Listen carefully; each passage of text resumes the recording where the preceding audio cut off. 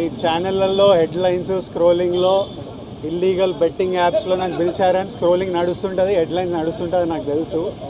కానీ ఫస్ట్ దాన్ని gaming apps clarification గురించి విజయ్ దేవరకొండని పిలిచారు అని ఫస్ట్ ఆ హెడ్లైన్ మీరు నా గురించి మార్చాలి. ఎందుకంటే బెట్టింగ్ యాప్స్ ఇన్వెస్టిగేషన్ తప్పకుండా నడుస్తుంది. కానీ మనని పిలిచింది వాళ్ళకు కూడా తెలియదు మన పేరు ఎందుకు వచ్చిందో.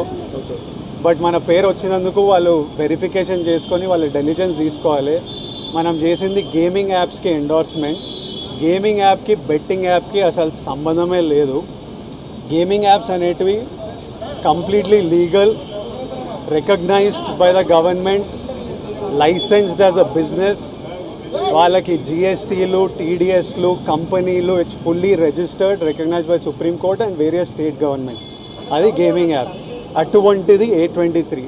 ఇప్పుడు క్విక్గా డౌట్ ఉన్న వాళ్ళకి క్విక్గా మీరు గూగుల్లోకి వెళ్ళి టాప్ గేమింగ్ యాప్స్ అని కొడితే కొన్ని వస్తాయి. A23తో సహా My11 Circle, Dream11, NPL, జుపీ ఇట్లాంటివి కొన్ని వస్తాయి.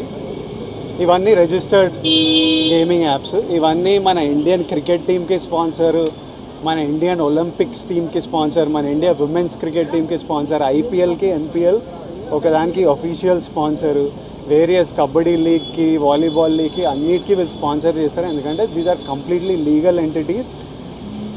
ఇండియన్ ఒలింపిక్స్ టీమ్కి స్పాన్సర్ చేయాలంటే లీగల్ ఉండాలా వద్దా? సో ఫస్ట్ ఆఫ్ ఆల్ ఈ గేమింగ్ యాప్స్ని, ఇల్లీగల్ బెట్టింగ్ యాప్స్ని మీరు సపరేట్ చేయాలి. అది జర్నలిస్ట్గా మీ రెస్పాన్సిబిలిటీ.